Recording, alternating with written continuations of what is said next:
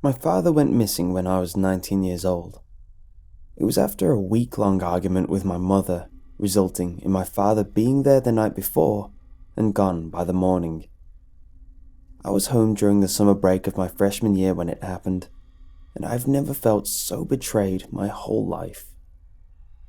He was supposed to be there to see me graduate college, to be there when I was feeling down and I needed to talk to someone. All of those hopes were sliced away when I found out he took the easy way out. It really wasn't any different not having him around though. Throughout my childhood, he would go back and forth from Korea to America. He would be with us for a couple of months before finding another great opportunity and having to fly back to Korea.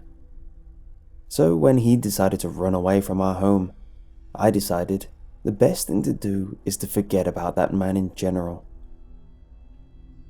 When I went back to college, I focused on my studies, and after 3 years, I graduated with a degree in criminal justice. I met a lovely lady my sophomore year, and once we both graduated, we decided to get married. After we got married, we settled into a cozy 2-bedroom apartment and lived our lives happily for the next 2 years. I worked at a retail job because the job market was terrible at the time, so I had to take whatever was available. But came to find out I had a real gift in sales. After a year, I reached management, and after another 6 months of bringing my store numbers up by 30% each month, they decided that I deserved to be promoted to regional manager. When I got home, I told my wife the wonderful news. She was very excited to tell me her wonderful news.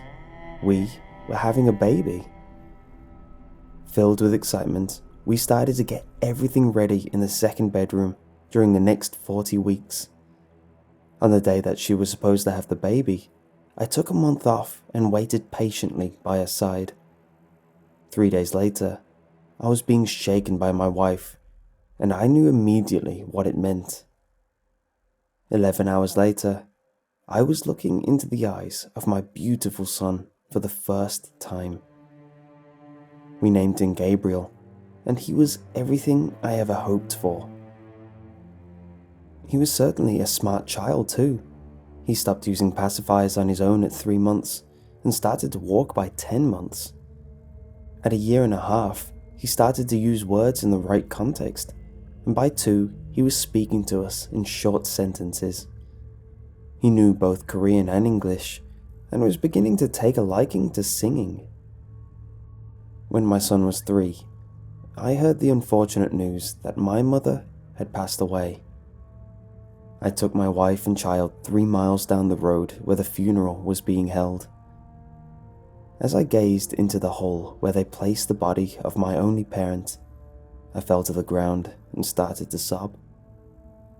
My son stood by my side and rubbed my shoulder and told me, "It's okay, Daddy, you still have me and Mommy." With that statement, I regained my composure and looked at the family I had now. Feeling happy once again, I stood there for the rest of the funeral with my child and my wife in my arms. The next day, I was told that my mother's house was fully paid for, and I was the one to receive the house at the time of her death. Her life insurance also left us $100,000, and with that, we paid for everything we needed to set up the house to our liking and put a sizable chunk into Gabriel's college fund. The first 3 nights in the house went by smoothly, and I felt completely at home. My wife loves the size of the house and how it has 3 bedrooms with 2 full bathrooms. My son likes the fact that he now has a second room to place all of his toys in.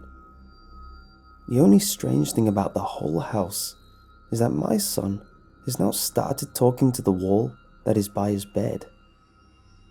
It started off by him just staring at the wall and giggling, and then he proceeded to start saying little things like, "How old are you? What is your favorite color? I like cupcakes, how about you?" Thinking he just had an imaginary friend, I let him talk to whatever he wanted to. On the 5th day, I was jolted awake at 5 a.m. to the sound of my son screaming. I run out of my room and into his when I see him pointing at the wall and saying, "Don't show me the bloody face, show me the nice face, I don't like the bloody face." Panicking, I picked him up and put him in between me and my wife, and he falls back asleep shortly after. The next morning, while we are eating breakfast, I ask him who he has been talking to. He responds back with, "James." I ask him if James is a friend of his, and he tells me he is. Then I ask him what he was talking about when he told James not to show his bloody face. His answer made me gag at my piece of toast. "James will sometimes come to the room with his face covered in blood, and he told me to tell you that he never left you." I call a crew to come to my house to tear down the wall that my mother put up when I went back to college for my sophomore year. We used to have a 2-bedroom house, but my mother told me that she wanted to make a 3rd bedroom in case I decided to move back with my family.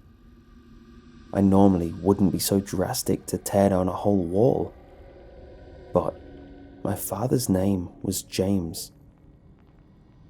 When the wall came down, I noticed a bag in the corner. I opened the bag to see a pile of bones and a skull right on top. My father never left me. My mother was just tired of arguing every day.